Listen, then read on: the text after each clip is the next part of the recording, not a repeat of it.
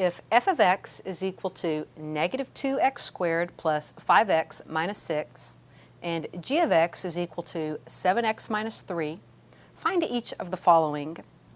Lastly, in part D, we wish to find f minus g of negative 2. So I'm going to use the result from part C where we found f minus g of x and substitute negative 2 in for x in that function.